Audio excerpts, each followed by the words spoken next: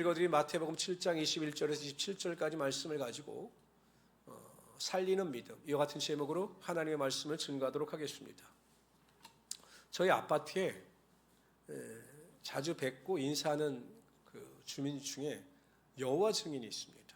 근데 보통 여호와 증인이 아닙니다. 부부뿐만 아니라 아들 둘이 있고 딸이 있는데 온 가족이 여호와 증인의 심취가 된 가정입니다. 이게 어느 정도냐면 어느 날 제가 그 만나서 그 아내분에게 어디 간대요 내일. 그래서 어디 가시냐고 그랬더니 아들 면회를 간대요. 그래서 군대 가셨나 봐요. 감옥에 있다는 겁니다. 근데 전혀 슬퍼하지 않아요. 왜 감옥에 있습니까? 그랬더니 우리 아들은 병역을 거부해서 그 대신에 감옥에 가 있습니다. 이렇게 이야기합니다. 여호와 증인들은요, 첫째 예수 그리스도의 신성을 부인합니다. 예수님께서 메시아라는 사실을 부인합니다. 뿐만 아니라 우리가 잘 알고 있듯이 집총, 총을 드는 것은 상대방을 살해하는 행위를 하기 때문에 국방의 의무를 하지 않습니다. 또 수혈도 안 받습니다. 여호와 증인들은. 약간 교리를 살펴보면 이슬람과 비슷한 점이 굉장히 많아요. 그래서 아들 둘이 다 감옥에 갔다 왔어요. 근데 그 사람들이 얼마나 열심히 특심을 하면 요즘에 여러분 여호와 증인들의 전도 방법이 바뀐 것이 뭐냐면 이렇게 정류장에서 보면 가판대를 펼쳐놓고 계속 서 있기만 하지 않습니까?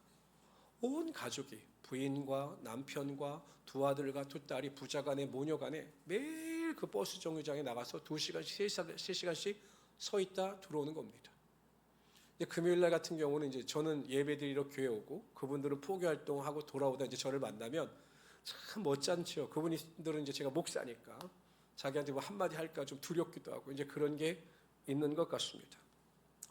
근데 제가 솔직히 그분들의 열심을 보면 우리보다 더한 열심을 가지고 있는 것 같습니다. 여러분도 한번 여쭤봅시다. 하나님의 말씀에 순종하기 위해서 감옥에 갈 준비가 되어 있으십니까? 여러분들 자식들이 예수를 믿어야 되기 때문에 감옥에 가야 된다. 2년씩 3년씩 감옥에 있다. 그럼 여러분 어떠실 것 같습니까? 우리 아들이 진짜 예수를 믿어서 감옥에 간다? 저는 할렐루야 하죠. 하나님께서 너를 지켜주실 테니까. 근데 솔직히 쉽지 않아요. 근데 그 사람들은 전혀 그것 때문에 오히려 그것을 훈장처럼 생각합니다. 그러니까 그들의 열심, 그들의 헌신, 그들의 수고는 어찌 보면 우리가 믿는 성도로서 그들을 쫓아가기는 그리 쉽지 않습니다. 그런데 중요한 게 있어요. 만일 저에게 그들이 잘 믿고 있는가, 그들이 믿고 있는 내용과 형식이 올바른가? 라고 저에게 물어본다면 저는 단호하게 아니다 라고 이야기할 것입니다. 그들이 열심히 있고 특심이 있지만 그들이 올바른 믿음을 가지고 그들의 영혼을 살리는 믿음을 가지고 살아가고 있다 라고 저는 묻는다면 아니다 라고 단호히 거부할 것입니다. 그들은 열심은 있지만 믿음의 내용이 잘못되고 믿음의 방향이 잘못되었기 때문에 그들이 믿는 믿음이 그들을 살리는 것이 아니라 오히려 그 영혼을 파괴하며 잘못된 길로 패망의 길로 인도하고 있다는 것입니다. 우리가 믿고 신뢰하는 기독교 신앙의 믿음은 단지 우리의 삶을 풍성하게 하고 우리의 삶을 윤택하게 하는 것에 목적이나 초점이 맞춰져 있지 않습니다. 우리 기독교 신앙에 있어 믿음의 핵심에 있어 가장 중요한 것은 영혼의 구원을 받아 영원히 사는 것이 기독교 신앙의 핵심이고 기독교 신앙의 기초인 것입니다. 이 기초 위에서 살리는 믿음의 기초 위에서 우리가 살아가는 것이고 그 믿음의 기초 위에서 하나님의 영광과 기쁨이 되는 것입니다. 그러니까 여러분 교회 안에도요 다양한 믿음들이 있습니다. 어떤 성도들의 믿음은 그 믿음이 자기를 살리는 믿음일 수도 있지만 어떤 성도의 믿음은 오히려 그 믿음이 자기에게 큰 해를 끼치는 믿음을 소유한 분들도 있습니다. 그래서 저는 오늘 시간 정말 기독교인이라면 성도라면 정말 소유해야 되는 그 믿음의 본질, 핵심이 무엇인가? 영혼을 살리는 믿음이 무엇인가에 대하여 살펴보러 함께 은혜를 나누고자 합니다. 첫 번째로요, 우리의 영혼을 살리고 우리를 살리는 믿음의 첫 번째는 우리가 믿어야 할 것은 천국과 지옥에 대하여 확실하게 믿어야 한다는 것입니다. 여러분은 천국과 지옥이 실존한다는 사실을 믿으십니까? 확실히 믿으십니까? 가끔 제 친구들은 전도를 해도 그렇게 참 받아들이기가 쉽지 않아요. 근데 그 친구들 중엔 40년, 45년, 거의 50년 된 친구들이 많습니다. 그러니까 예수를 안 믿을 뿐이지 그냥 이야기하는 데는 별 부담이 없는 그런 친구. 또 그러니까 오랫동안 보지 않아도 만나면 어제 본 것 같은 그런 친구들이 있습니다. 근데 이 친구들이 주중에 금요일 날이나 토요일 날이나 저녁에 모이죠. 그럼 꼭 하는 행동이 있습니다. 이제 술들이 얼큰하게 마시게 되면 꼭 저에게 전화가 옵니다. 제가 웬만하면 토요일 날 늦게 오는 전화는 안 받는데 이제 그 친구들 저는 이제 가끔 받고 이야기를 하죠. 그럼 제가 그런 말을 합니다. 야, 누구야? 이제 그렇게 살지 말고 이제 나이가 먹었으니까 예수 믿고 천국 가. 너 그렇게 살다가 지옥 가면 어떡할래? 지옥 가면 어떡할 거야? 이렇게 제가 이제 이야기를 합니다. 그럼 그 친구들이 저에게 뭐라고 이야기하냐면 뭐 까짓 거 한번 가보지 뭐. 가면 뭐 사우나처럼 뜨뜻한 데서 평생 살지 않겠어? 이렇게 이야기를 합니다. 여러분 과연 지옥이 사우나 정도밖에 안 될 것 같습니까? 근데 우리 친구들이나 많은 사람들은 그 지옥의 실제에 대해서 막연하게 알지만 확실하게 믿진 않아요. 그런데 성경은 지옥의 실제와 상황에 대해서 정확하게 또 명확하게 설명을 하고 있습니다. 요한계시록 20장 15절에 보면 누구든지 생명책이 기록되지 못한 자는 불못에 던지우더라 라고 말씀하셨습니다. 또한 요한계시록 21장 8절에 보면 그러나 두려워하는 자들과 믿지 아니하는 자들과 흉악한 자들과 살인자들과 행음하는 자들과 술객들과 우상 숭배자들과 모든 거짓말하는 자들은 불과 유황으로 타는 못에 참여하리니 이것이 둘째 사망이라. 여러분 지옥은 불과 유황이 타는 곳입니다. 여러분 조그마한 화상을 입어도 우리가 얼마나 고통스럽습니까? 이게 화상만자들이요 정말 큰 고통이 있습니다. 그런데 그 뜨거운 불과 유황이 타는 곳에서 영원히 죽지 못하고 그냥 영원히 고통 가운데 살아가는 것이 바로 지옥입니다. 지옥의 실제적인 이야기를 들려주는 것이 부자와 나사로에 대한 이야기죠. 부자는 이 땅에서 호의호식하다가 믿지 않아 지옥에 떨어졌습니다. 그런데 오늘 그 불 가운데 고통 가운데 우러러보니 그 아브라함의 품에 나사로가 있는 겁니다. 너무 목이 말랐습니다. 너무 고통스러웠습니다. 그래서 아브라함에게 부탁합니다. 나사로를 아니까 나사로에게 명하여 손끝에 물을 묻혀 내 혀를 좀 서늘하게 해달라고 간청합니다. 그 아브라함이 안 된다는 거죠. 공간의 제약도 있고 도저히 그 일이 행할 수가 없다라고 이야기를 합니다. 여러분 그가 원한 은혜가 물 한 컵이었습니까? 아닙니다. 그냥 자신의 혀마저도 조금만 시원하게 할 수 있는 그런 은혜를 구했습니다. 그러면서 그 부자가 뭐라고 이야기하냐면 이 불꽃 가운데 내가 괴로워한다라고 고백합니다. 지옥은 우리가 상상하는 것보다 우리가 예상하는 것보다 훨씬 더 고통스럽고 훨씬 더 잔인한 곳이 지옥입니다. 그래서 우리가 어찌하든지 이 세상에 태어난 이상 절대로 한 사람도 지옥에 떨어지지 말아야 하는 것입니다.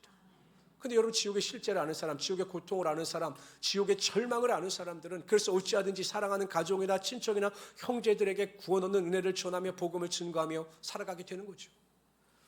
한강다리에서 자살을 시도하는 사람들이 많습니다. 얼마 전에 유튜브에 보니까 어느 중년 남자가 지나가다가 젊은 아가씨가 신발을 벗고 뛰어내린 걸 잡은 거예요. 이렇게 막 잡고서 이제 경찰에 신고하고 경찰이 올 때까지 그 아가씨를 놓지 않고 끝까지 그것을 꽉 잡고 있었던 겁니다. 경찰이 왔는데 기진맥진한 거죠. 그렇게 꽉 잡고 있었으니까 온 힘을 당해서 잡고 있었으니까 여러분 얼마나 힘이 들었겠습니까? 근데 탈진했습니다. 왜 그분이 그렇게 아가씨를 꽉 잡고 놓아주지 않았을까요? 이유는 한 가지입니다. 떨어지면 죽으니까. 떨어지면 죽으니까. 생명이 떠나가니까 그것을 막기 위해서 끝까지 그 아가씨를 붙잡고 있었던 겁니다. 여러분 히브리서 9장 27절에 보면 한 번 죽는 것은 정해진 것이요 그 후에는 심판이 있으리 이렇게 말씀하십니다. 다 죽어요.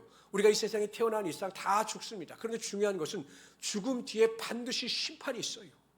그 생명책에 기록된 자들은 다 하나님 나라에 들어가는 것이고 생명책에 기록되지 못한 자들은 그 음부에 떨어져 불목 가운데 큰 고통과 좌절을 겪으며 살아갈 수밖에 없는 것입니다. 지옥의 실제를 믿는다면 지옥의 고통과 실상을 우리가 제대로 믿고 성경대로 안다면 우리는 어쩌자든지 지옥에 가지 말아야 합니다. 우리뿐만 아니라 내 가족이나 형제나 친척들이나 이웃들이 지옥에 들어가지 않도록 어찌하든지 그들에게 복음을 전하여 그들을 주님께로 인도할 수 있어야 하는 것입니다. 나중에 여러분 기회가 사라지고 많은 사람들이 영혼의 구원을 받지 못한 채 우리가 그들을 떠나보낸다면 얼마나 여러분 후회가 되겠습니까? 저는 교회를 개척하고 제가 교회를 개척하고 잘한 것 중에 하나가 제 친척들을 많이 구원했다라는 사실입니다. 저희 이모님을 구원시켰고 제 동생들을 구원시켰습니다. 그들이 어찌하든지 간에 일찍 이 세상을 떠났지만 그들이 지옥에 떨어지지 않고 하나님 나라에 들어갔다라고 하는 그 기대와 소망이 이별이라고 하는 슬픔을 이길 수 있는 믿음의 원동력이 될 수가 있었던 것입니다. 천국과 지옥은 실제합니다. 저는 우리 모든 성도님들 한 사람 한 사람이 절대 모든 사람들이 지옥이 아니라 천국에 들어갈 수 있기를 소망합니다. 두 번째로요, 우리를 살리는 믿음은 구원을 얻는 믿음입니다. 천국과 지옥의 실제를 확실히 믿는 사람은 구원에 대한 강한 소망이 있습니다. 왜 신앙생활을 그냥 어정쩡하게 하고 신앙생활에 열심히 없을까? 믿는다라고 하지만 확실하게 천국과 지옥의 실제를 믿지 못하기 때문입니다. 천국과 지옥의 실제를 확실히 믿는 사람은 그렇다면 내가 어떻게 천국에 들어갈 수 있는가? 어떻게 내가 천국의 길을 걸어갈 수 있는가에 대한 기대와 소망을 가지고 구원 얻는 일에 최선을 다하며 살아가게 된다는 것입니다. 그러나 이러한 구원의 길은 인간에 의해서 만들어지는 것이 아닙니다. 여러분, 인간들이 얼마나 미련합니까? 이렇게 이야기합니다. 착한 일을 하면, 선하게 살면 우리가 다 천국에 들어가는 것 아니겠습니까? 하나님 나라에 들어가는 것 아니겠습니까? 아닙니다. 구원에 이르는 길은 인간이 만들어낸 것이 아니라 하나님께서 성경을 통하여 그 구원의 길을 우리에게 알려주셨습니다. 요한복음 3장 16절에 보면 하나님이 세상을 이처럼 사랑하사 독생자를 주셨으니 이는 그를 믿는 자마다 멸망하지 않고 영생을 얻게 하려 함이니라. 예수님께서 이 땅에 오셔서 그 예수 그리스도의 복음의 은혜와 능력을 믿는 자들에게 그 믿음의 길을 쫓아 구원 얻는 축복의 능력이 임하게 하여 주셨던 거죠. 우리가 그리스도의 복음을 믿는다라고 할 때 많은 분들이 복음의 본질과 복음의 뜻을 잘 모를 때가 많습니다. 그러니까 예수를 믿는다 그러면 그냥 막연하게 예수를 믿습니다라고 고백하지만, 그럼 예수 그리스도의 복음의 내용이 무엇입니까? 그 복음을 믿는다라고 하는데 당신은 구체적으로 무엇을 믿습니까? 라고 물어보면 대답을 못합니다. 아니, 무엇을 믿는지 제대로 알지 못하고 깨닫지 못하는데 그 믿음의 능력이 나타나겠습니까? 그래서 우리는 매일 복음을 들어야 되고 그 복음 안에서 은혜를 깨달아야 하는 것입니다. 우리가 복음을 믿는다, 그리스도의 복음을 안다라고 할 때 첫 번째 그 복음의 핵심은 무엇이냐? 예수 그리스도께서 내 죄를 담당하시어 십자가에 달려 돌아가셨음을 믿어야 하는 것입니다. 제일 중요한 것이 내가 죄인이었다는 사실, 그래서 내가 영원히 멸망당할 수밖에 없었지만 예수 그리스도께서 내 죄를 담당하셔 십자가에 달려 돌아가셨다는 사실을 믿는 겁니다. 로마서 5장 12절을 보면 그러므로 한 사람으로 말미암아 죄가 세상에 들어오고 죄로 말미암아 사망이 들어왔나니 이와 같이 모든 사람이 죄를 지었으므로 사망이 모든 사람에게 이르렀느니라 라고 말씀하셨습니다. 그러니까 여러분, 아담과 하와의 범죄로 말미암아 모든 사람은 죄인의 신분을 가지고 태어나는 겁니다. 여러분, 우리가 기독교 신앙을 떠나서 한번 여쭤봅시다. 보통 보면 그 이론에 보면 뭐가 나오냐면 성악설과 성선설이 있어요. 성악설은 맹자가 주장했고 성선설은 순자가 주장했습니다. 우리나라 순자는 아닙니다. 순자가 주장을 했어요. 그런데 여쭤봅시다. 여러분들은 성악설을 믿습니까? 성선설을 믿습니까? 한번 생각해 보세요.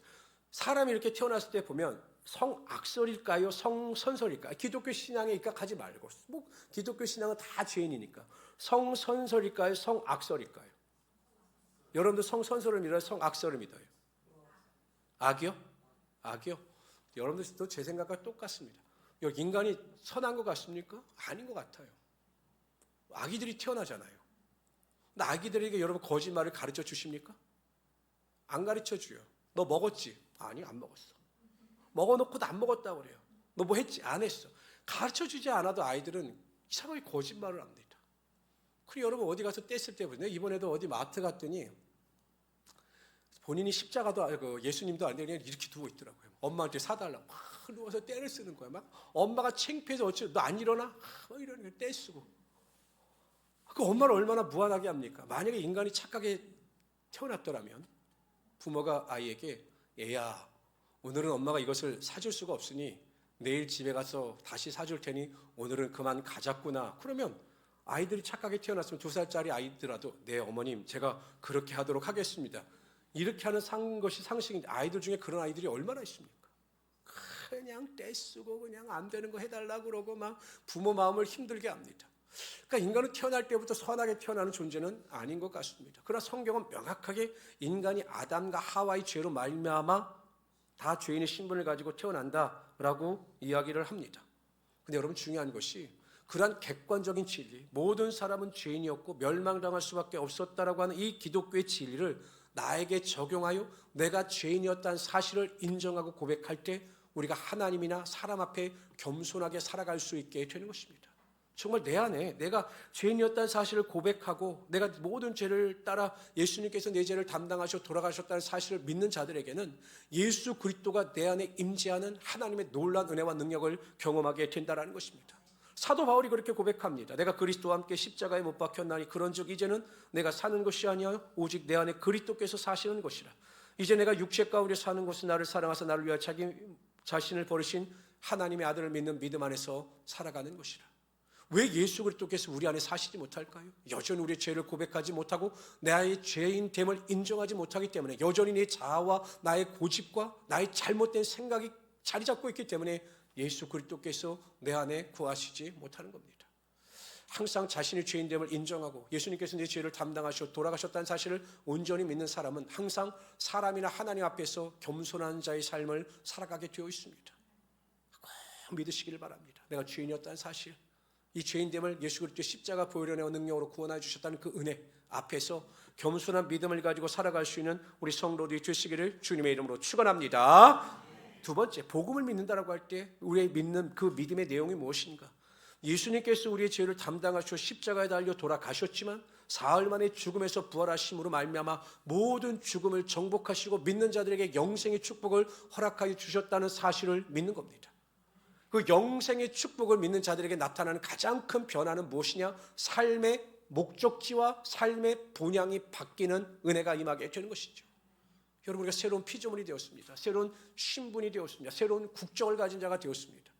이 세상은 여러분 우리들의 본향이 아닙니다. 길어봤자 100년입니다.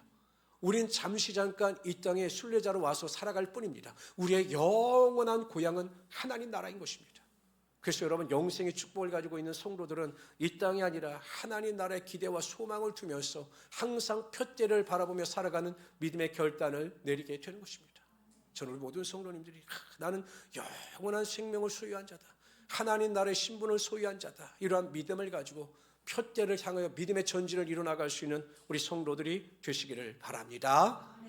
내가 이 설교를 준비하다가 그런 생각을 해봤습니다. 내가 이 세상에 태어나서 50대 후반을 살아오면서 가장 잘한 일이 뭘까?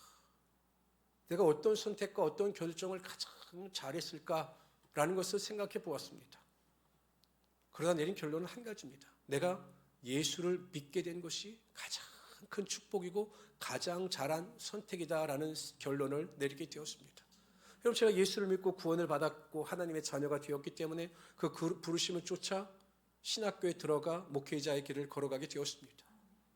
신학교에 들어갔기 때문에 저희 아내를 만났죠. 저희 아내를 만났기 때문에 떡두꺼비 같은, 떡두꺼비는 아니고 이렇게 생긴 아들과 딸을 얻었죠.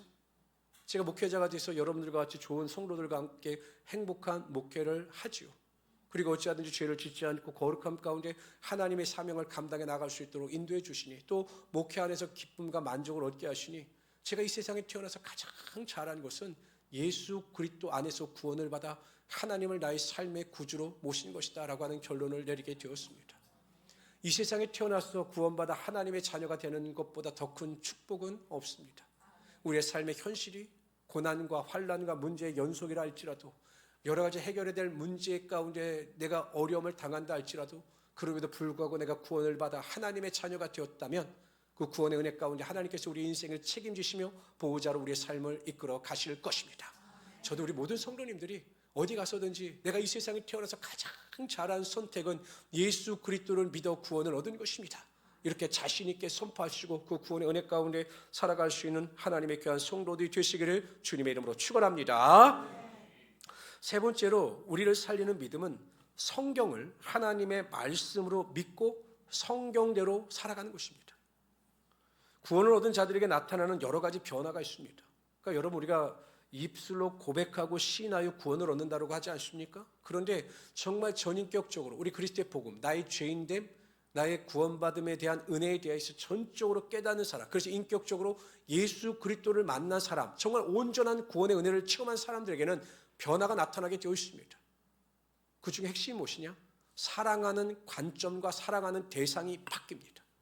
세상을 사랑하고 돈을 사랑하고 권력과 명예를 사랑하던 사람들이 오직 하나님만을 사랑하고 하나님만을 섬기며 살아가게 되어 있다는 거죠. 그러니까 사랑의 대상이 바뀌는 겁니다. 근데 여러분 예수를 믿는다라고 하면서도 여전히 이 사랑의 대상이 바뀌지 않는 사람들이 굉장히 많아요. 이거 구원받지 못한 겁니다. 여전히 물질을 쫓아 살죠. 물질을 쫓아 삽니다. 물질의 그 욕심에서 벗어나지 못합니다. 세상의 명예, 쾌락 뭐 이런 것에 벗어나지 못합니다. 여전히 예수를 믿되 그래서 자기 주관대로 자기 생각대로 예수를 믿는 겁니다. 이런 사람들은 구원받지 못한 거예요. 정말 하나님을 목숨을 다하고 뜻을 다하고 마음을 다하여 살아가는 믿음의 결단이 있는 자들이 온전히 구원의 은혜와 능력을 경험한 자들인 것입니다. 그러니까 여러분 성전에 앉아있고 교회당에 앉아있다라고 해서 다 구원받은 것 아니에요. 내가 여전히 하나님을 믿는다라고 하면서 하나님보다 세상을 더 사랑하며 살아가는 것 구원받지 못한 겁니다.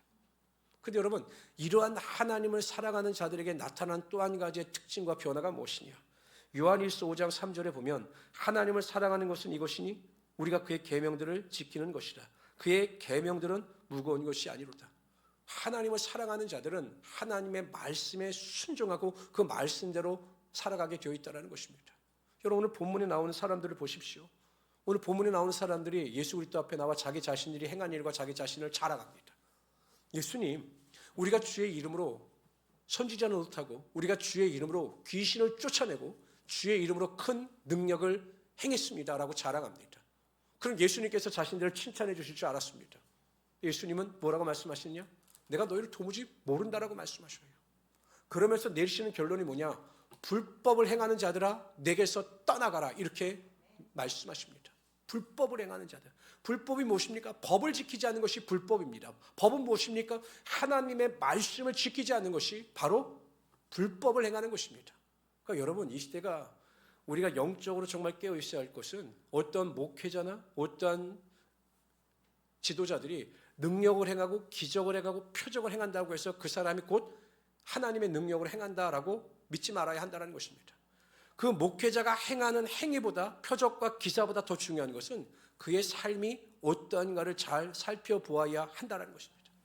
요즘엔 여러분 예수를 팔아서 장사하는 장사꾼들이 너무 많아요. 제가 유튜브 보면 우리나라가 참 그렇습니다.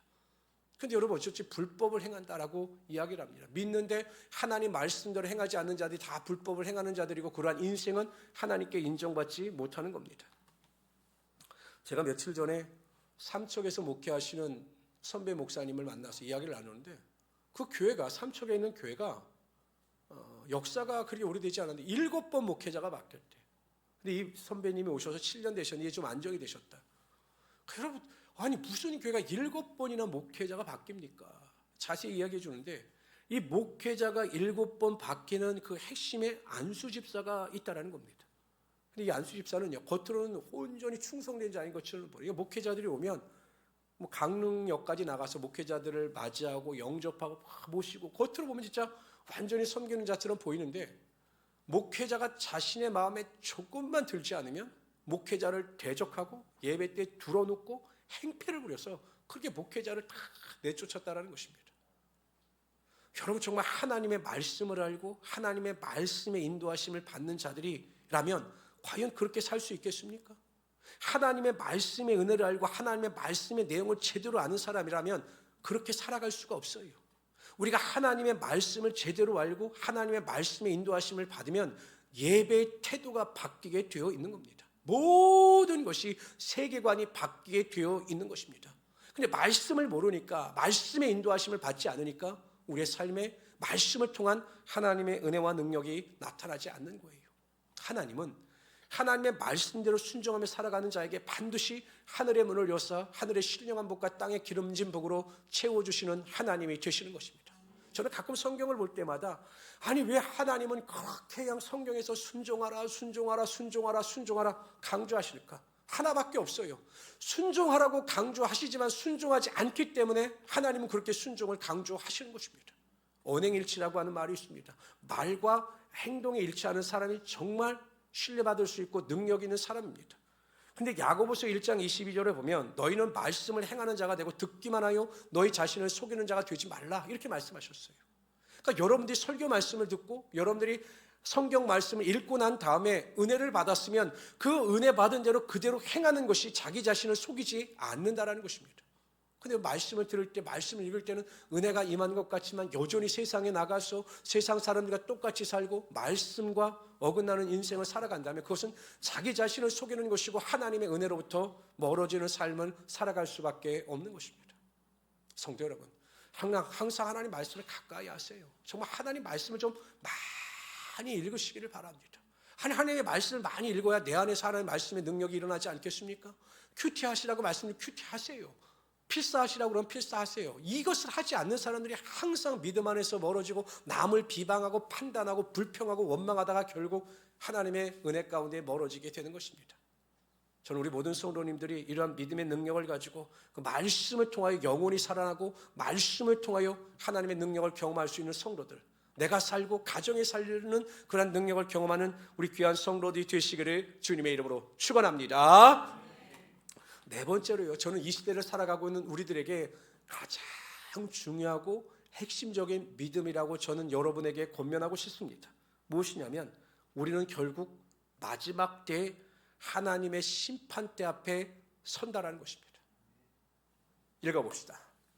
있습니다. 시작. 또 내가 크고 흰 보좌와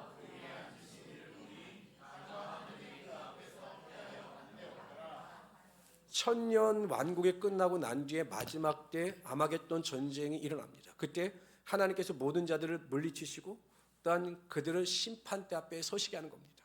다 심판대 앞에 서시게 하는 거예요. 흰 보좌. 그래서 보통 이것을 백보자 심판이라고 합니다. 중요한 게 있습니다. 다 같이 읽읍시다. 시작. 큰 자나 작은 자나 책들이 펴 있고 책들이 펴 있습니다. 근데 그 생명책들 말고 또 다른 책이 있는데 그것이 생명책입니다. 그러니까 여러분 생명책이 있고 또 다른 책이 있는 거죠. 이 다른 책이 무엇이냐? 학자들은 행위책이라고 이야기합니다. 믿는 자들과 믿지 않는 자들의 모든 행위를 기록한 행위책이라 생명책 외에 행위를 기록한 책이 있다라고 해석을 합니다. 다 같이 읽습니다. 시작.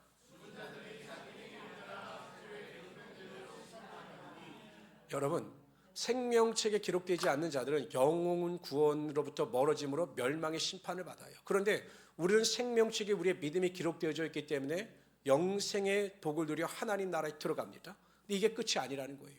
심판대 앞에서 어떠한 심판을 우리는 또 받느냐? 행위 심판을 받는다는 책들이 펼쳐져 있는 거죠. 우리가 이 땅에서 행한 그대로 우리의 상급이 결정되어지게 되어 있다는 것입니다. 이게 중요한 겁니다.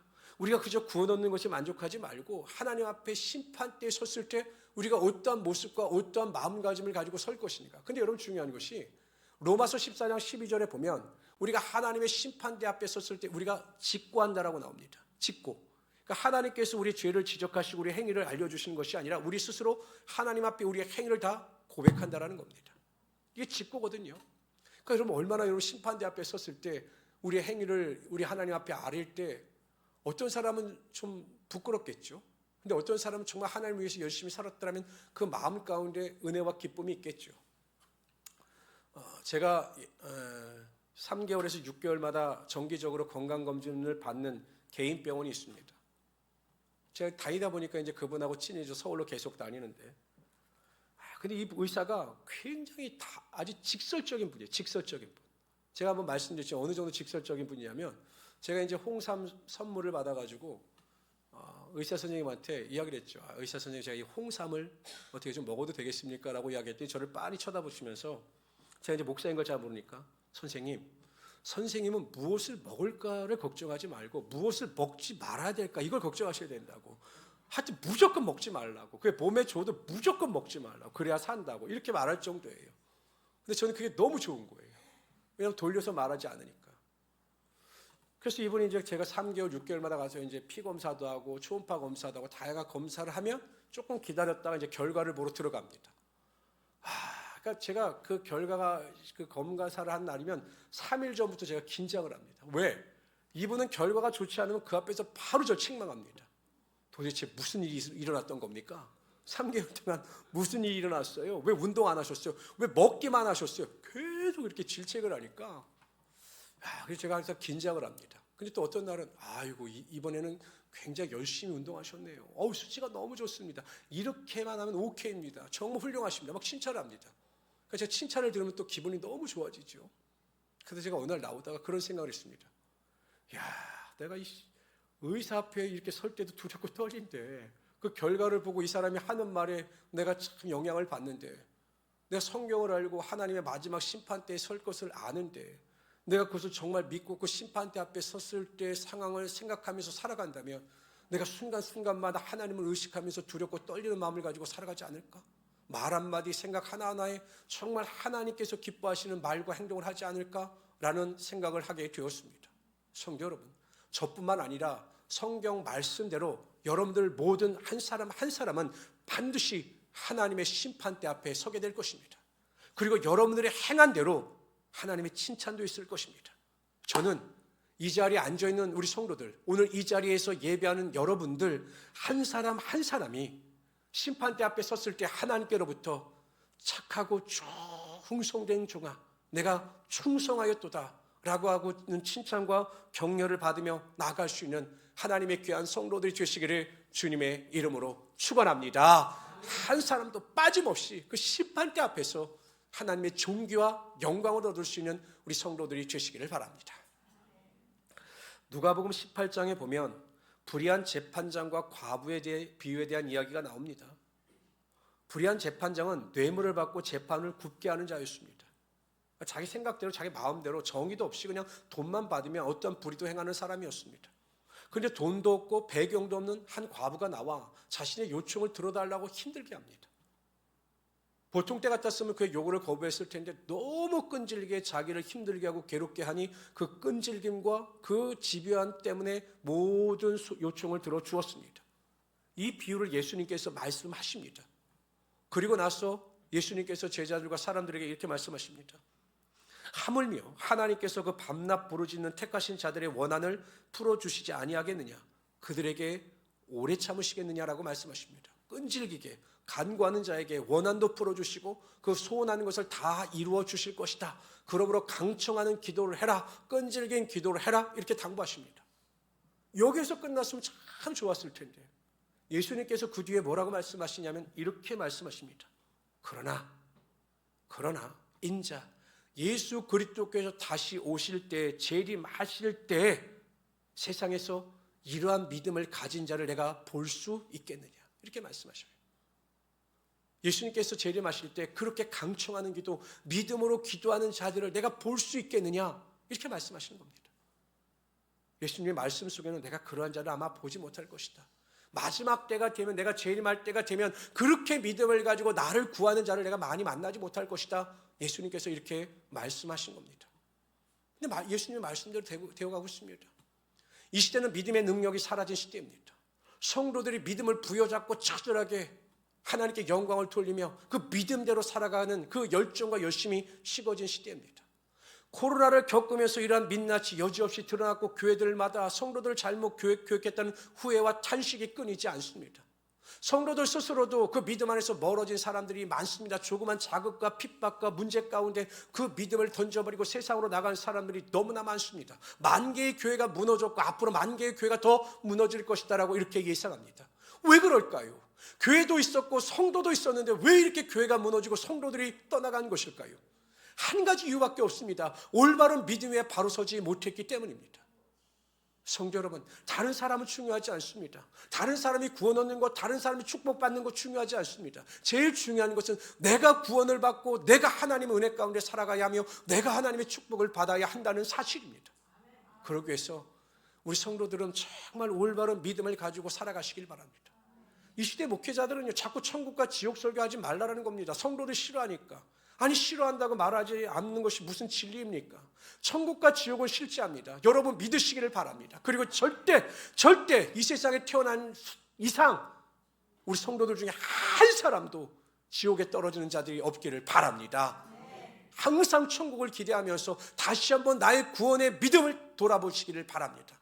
정말 내가 죄인이었던 사실을 믿는가? 인정하는가? 그래서 내가 정말 하나님 앞에서 겸손한가? 예수님께서 내 죄를 담당하셔 십자가에 달려 돌아가셨지만 사흘 만에 부활하심으로 믿는 자들에게 영생을 주셨다는 사실을 믿는가? 나는 천국 백성이라고 하는 사실을 믿으면서 푯대를 바라보며 살아가고 있는가를 꼭 점검해 보시기를 바랍니다. 세 번째, 하나님의 말씀을 사모하여 하나님의 말씀을 읽으며 그 말씀 안에 거하며 살아가고 있는가? 마지막으로 내가 정말 심판대 앞에 설 것을 내가 믿고 두렵고 떨리는 마음을 가지고 순간순간 살아가고 있는가? 하나님을 의식하면서 살아가고 있는가? 내 믿음을 점검해 보시길 바랍니다. 만일 여러분들에게 제가 오늘 설교 드렸던 이 네 가지의 그 믿음이 그 중심에 자리 잡고 있다라고 한다면 반드시 여러분의 삶은 하나님께서 기뻐하시는 성도의 아름다운 모습이 될 것입니다. 이런 믿음을 가지고 넉넉히 이기며 살아갈 수 있는 우리 성도 되시기를 주님의 이름으로 축원합니다. 조시 하나님, 오늘도 우리를 사랑하여 주사 하나님